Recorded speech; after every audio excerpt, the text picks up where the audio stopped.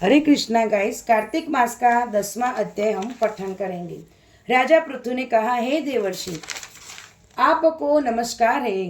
अब कृपा कर आप यह कहिए कि जिस समय भगवान शंकर ने माथे का तेज क्षीर सागर में डाल दिया तो उस समय क्या हुआ। नारद जी ने कहा कि हे राजन, जब शंकर जी ने तेज क्षीर सागर में डाल दिया तब वह शीघ्र ही बालक होकर गंगा सागर के संगम पर बैठकर संसार को भय देने वाला रुदन करने लगा।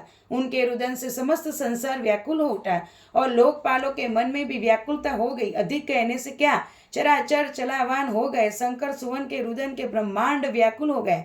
समस्त देवता और ऋषि मुनि व्याकुल होकर लोक पितामह ब्रह्मा जी की शरण में गए और सब ने मिलकर ब्रह्मा जी को प्रणाम किया और स्तुति की। फिर कहा कि हे पितामह, यह बड़ा भयंकर समय आया है, इसका नाश कीजिए। देवताओं की यह बात सुनकर ब्रह्मा जी सत्यलोक से उस बालक को देखने के लिए समुद्र तट पर आए। समुद्र से ब्रह्मा जी को आता देखकर उन्हें प्रणाम किया और बालक को उठाकर उनकी गोद में दिया। तब विस्मय होकर ब्रह्मा जी ने पूछा, हे सागर, तुम शीघ्र बताओ कि यह बालक किसका है। तब समुद्र ने कहा, हे प्रभु, यह तो मैं भी नहीं जानता, किंतु मुझे इतना अवश्य ज्ञात है कि यह गंगा सागर के संगम पर प्रकट हुआ है। अतः आप इस बालक का जाति, कर्म आदि संस्कार कीजिए और उसका जातक फल बताइए। नारद जी कहते हैं कि इधर को सागर ब्रह्मा जी ने ऐसे कह रहा था कि उधर सागर पुत्री भी ब्रह्मा जी के गले में हाथ डालकर कर बार बार उनको आकर्षण कर रहा था।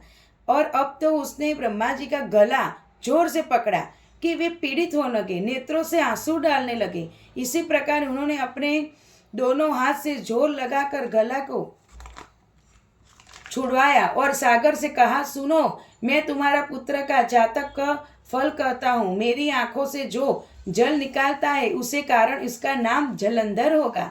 यह पैदा होने के साथ ही तरुण हो गया था। इसके यह सब शस्त्रों का पारंगत, महापराक्रमी, महावीर, जवान और रण दुर्गम तथा सभी दैत्यों का पारंगत और भगवान विष्णु को जीतने वाला होगा।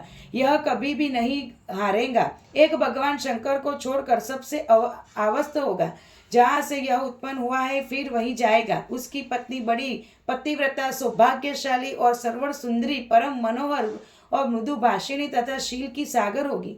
शील और नारद जी ने कहा कि हे राजन, सागर से यह कहकर ब्रह्मा जी ने शुक्राचार्य को बुलाकर बालक का राज्य अभिषेक करवाया। फिर अंतर्ध्यान हो गई।